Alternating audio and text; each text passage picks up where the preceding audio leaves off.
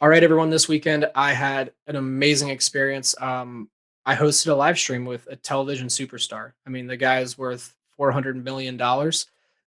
He is one of the biggest investors in the world.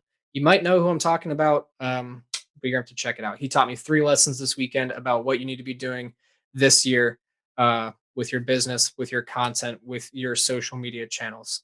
And while you watch or listen to this episode, if you realize that you keep getting stuck creating your own content, if you keep running out of ideas and you just need to get rid of that content burnout feeling, go to createmorenow.co/checklist and download my fast action checklist that'll help you get unstuck, save time, and overall just help you be seen everywhere online. Let's get started. Whether you need technical help, the newest social media trends, tips, and tricks, or you just need a strategy to launch your next big thing online, I'm here to help you. If you guys are ready to get this show started, let's go. All right, guys, welcome back to the Create More Now show. It is Jake here in my new office. I've been setting this up for a couple months now, really just trying to get it down and perfect or close to perfect. Pretty much the best I thought I could get it up until this point. Hope you guys like it. If you do, let me know. It might be changing a little bit more behind here, maybe some new photos, maybe changing the shelf around a little bit where the lights are, but let me know what you think. We are now in the Create More Now headquarters. I'm going to try to do as many of these videos as I can live with video. So it's not just a podcast experience, but also all these will be on YouTube as well with the other shows that and other like gear help and interviews and everything else will be on YouTube. That's why I'm trying to incorporate video as much as I can and kind of get you used to the studio. And this is it. This is kind of gonna be the new look, the new feel of the brand of the Create More Now movement. While I'm just trying to help you get unstuck and really just help you save time and get better tips and solutions, whether it's social media, gear help, whether it's trying to figure out how to do a live stream like this with a mirrorless camera, like what I've done. All those answers, all those questions will be answered on this show. And I'm very excited to get into it. So today, what we're going to be talking about is what I did this weekend. This is going to be coming out, should be coming out on Friday, the 12th of March. So this past weekend, I had the ability, the privilege, the challenge, the opportunity to host my first ever live stream event. And it wasn't just some live stream event. Like I've hosted Zoom calls before with a ton of business owners. It's like a virtual conference. This is my first time ever hosting a live stream that was both in person and online. And it's like a hybrid model almost. And had its own challenges. It came with its own opportunities and obstacles. But there's one thing that also was kind of the cherry on top, which was the special guest and the person that was speaking on the second day of the event happened to be none other but television superstar Kevin O'Leary, which if you guys do not know who he is, if you watch Shark Tank, he's Mr. Wonderful, the bald guy, kind of like me, in the middle. And he is always known for being kind of brutally honest, and but also he always makes great business decisions. He always has a very successful deal whenever he does make one, and his business owners are always very happy working with him. So it was an amazing experience, not only to have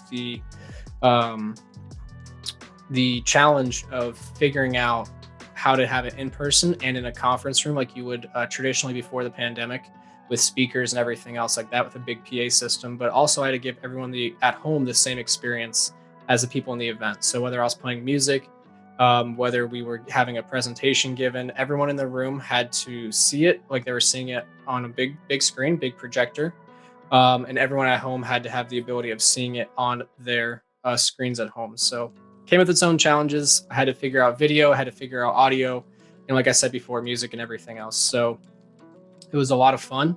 I'm probably going to talk more about the nitty gritty details maybe in the future on how you could set something up like that yourself. But today I really wanted to talk about the 3 lessons I learned while setting this up. Obviously, there are a lot of things that I didn't know before. There's a lot of things I learned through it. But a lot of these are just lessons kind of to help you take away and use with your own business.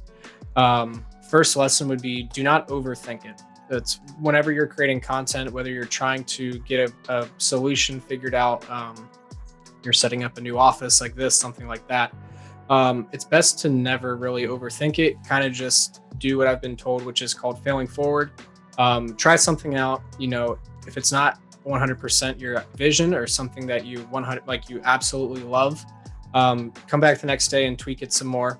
But don't overthink it. Like, never try to overcomplicate something when it's your first time doing it. This was not my first time hosting a Zoom event, luckily, but this was my first time ever combining a Zoom event with an in-person event, which I've done both of those before. I've handled the sound for in-person events and how the music would work, and I've done it on Zoom as well with things like Spotify and just sharing your computer sound on Zoom. But this was my first time ever making it an experience for everyone. So it was difficult. It was challenging, but once I figured out how I could take all of the computer sounds and just run them out into the room speakers and have the room sound run into my computer, once I figured out that little connection and that little gap, became super easy. Actually, it was a no-brainer once I was setting up both days of the event. I was very confident with once I figured out how to make the ins of the sounds come in and the outs of the sounds go out to the speakers and everyone back at home. Um, it worked smoothly. So, yeah, it was a little stressful at first. It was something that I was trying to really make sure I got correct and I got right, because if it wasn't right, then no one could, no one would have a great experience. So I had to make sure I got it right, but I didn't overthink it.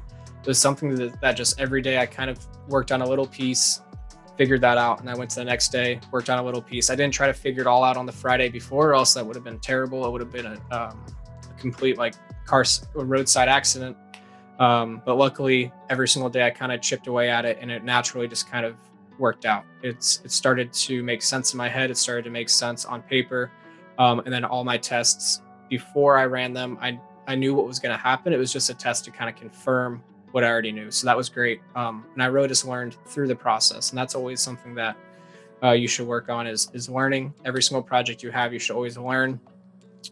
Take on a little bit more responsibility, or maybe a new trick, or try to learn something new, like I just said, and don't overthink it. Don't stress yourself out, and really just get over that hurdle. And you always have a new tool in your tool belt.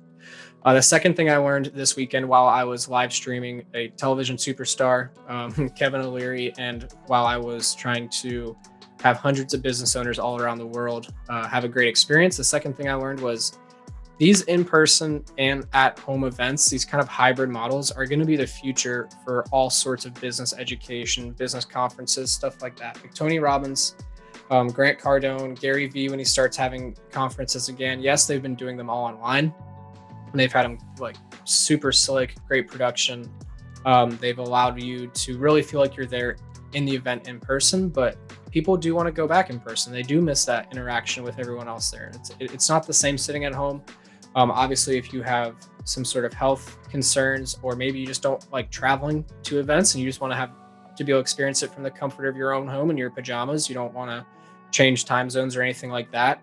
These hybrid events are going to be something of the future, and they're going to stay around really forever. That was something I noticed as well. Was everyone in person said they had a great time, they loved it. It was great to be back, and everyone at home said, because I was asking everyone for their feedback, I was sending personal messages, and they were saying, "Hey, at home it's still great. You're doing a great job. Sounds amazing.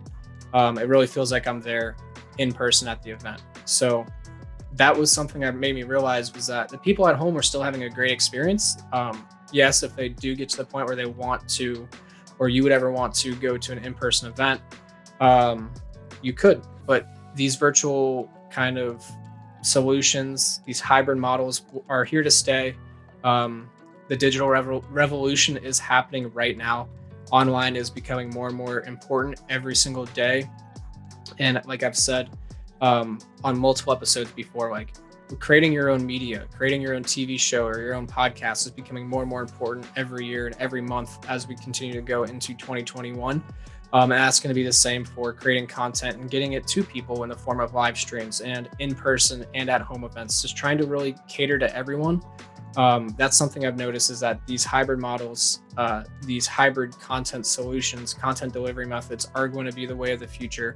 And if you could figure out a way to have everyone at home have a great experience, or even better experience than everyone in person because they don't have to travel, you are going to be able to really leverage that ability, and you're going to be able to leverage that experience for everyone at home and in person. So that's always something that if you do these type of events, if you do these live streams, or you started doing them through COVID and you are feeling like you should maybe include people in person, if you are in a state that allows stuff like that, like we are here in Florida, then always, always, always try to go do that. Try to open up that extra little pocket of income that you could really get from the in-person people. Or if you have only been doing in-person events even through COVID, or you only did them before COVID, maybe you should try to do them in person and online again. Or if you've never done an online event, try to only do them online for a little bit and really figure out how you can leverage this online experience and this online revolution that is happening in 2021.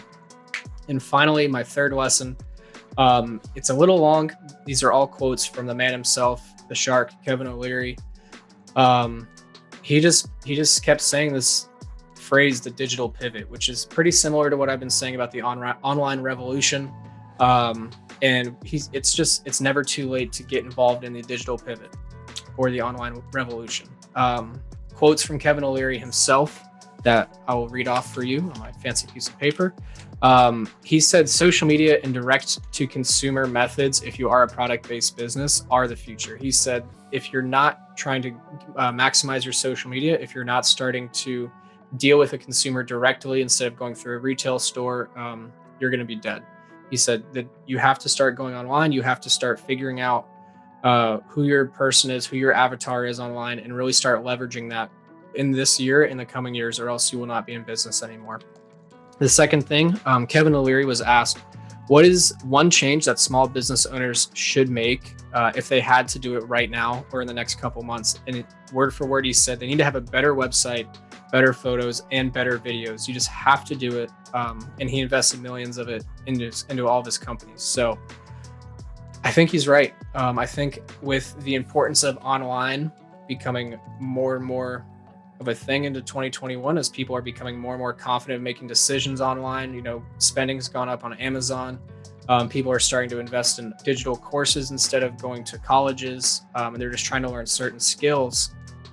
I think that's 100% true. They're always going to go to your website or your Instagram or Facebook, and they're going to make sure that you are trustworthy. They want to make sure that they can actually see themselves working with you. They want to see or make a decision on who you are before they actually even meet you. So getting that website up, getting those photos current. If you don't have a current headshot, get one. If you don't have a current photo of your business location, if you have an in-person brick and mortar kind of store, get one up there. People have to really experience who you are and what you're all about before they even meet you.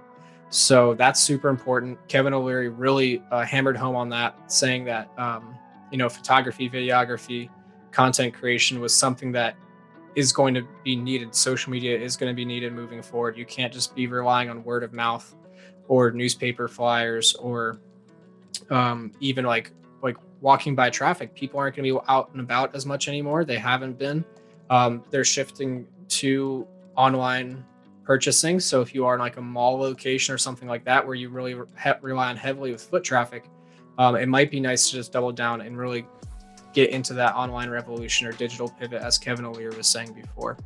And then finally, his final quote of reinforcing why it's not too late to get into this online revolution is that if you're not investing in it, you'll just not be in business in the coming years. So, yep, it's not too late to get into it, but you might want to start now.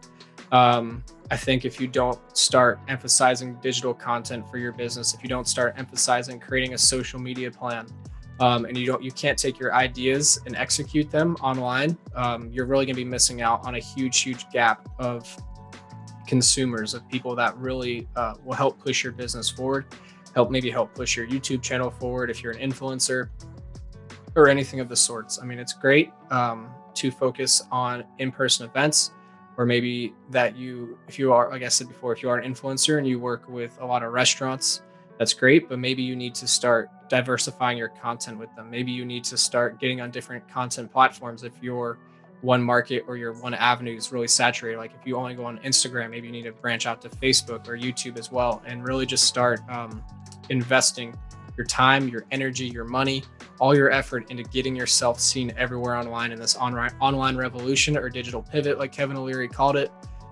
this year in 2021. So here are 3 lessons I learned. You don't want to overthink it.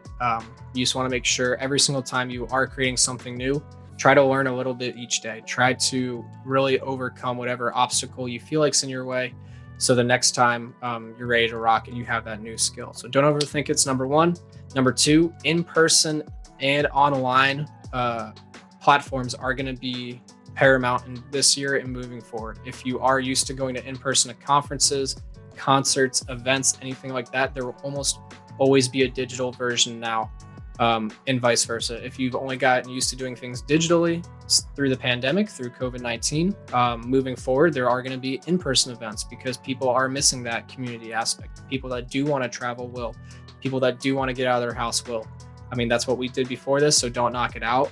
Not everything's going to be online anymore. Maybe there will be a shift to only in-person moving forward at big trade shows and everything like that. But I really see virtual sticking around, and everything being more of a hybrid model moving forward. And then number three, it's never too late to get started in the online revolution, and get involved with the digital pivot. So make sure you're using social media and direct to consumer methods to really expose your brand and push your products if you have them, push your services, really show people what you're about online, build that trust with them. If you're not investing in amazing photos, if you're not investing in amazing videos, and you're not trying to build a better website, landing page, social media presence, anything like that, you will be lost. If you have a web page from 1990s, it's not loading fast enough, you can't get people's attention fast enough, you will be lost. So that is something that is very, very important. And finally, if you don't start today, you got to start tomorrow. If you don't start tomorrow, you should start next week, because if you do not get involved with this digital online revolution moving forward, you're going to be left in the dust. Things are shifting. Things are moving to more content, more trust, trying to build more authority and more online presence now in 2021 more than ever. You need to diversify what social media platforms you're on. You need to diversify what kind of content you're putting out. You really need to figure out what your audience even likes once you have enough data out there. And you need to always have a backup plan, because yes, if you're great on YouTube and you're a YouTuber, what if YouTube changes their algorithm? Or back in 2010, when Facebook pages used to be huge, every single person that liked your page would see your post. Now only 10% of them see it. Instagram is always changing their algorithm. Last week I put out a podcast about Instagram possibly taking away likes. Like, you moving forward in online, if you're not in it yet, get involved, and make sure you're putting content everywhere so you can be seen everywhere, and always have that backup plan. And if you're not, if you're only focusing on one platform, please diversify. If you are trying to do that, you are trying to get involved in the online revolution in 2021, that is important. So that's all I have for you guys. It's a lot of fun doing this in the office. I've been looking at myself over here, making sure I'm in focus. It seems like I've been in focus most of the time, so that's great. If you guys have any questions, please drop them down in the comments. If you are listening on Apple or Spotify, thank you so much for tuning into the Create More Now podcast. If you're watching this online, thank you so much for watching the show. And again, head to createmorenow.co/checklist to get your fast action checklist to help you save time, stop the headache, and get rid of the content burnout that you've been experiencing if you keep running out of ideas. So this is Jake from Create More Now, signing out, guys. Thank you. Thank you for listening to the Create More Now podcast. If you could do me a huge favor and subscribe to me on whichever platform you're listening in on, that would be amazing. Also, if you haven't yet, follow me on social media at create.more.now and ask me any questions that you have so I can answer them on a future episode. Thanks so much.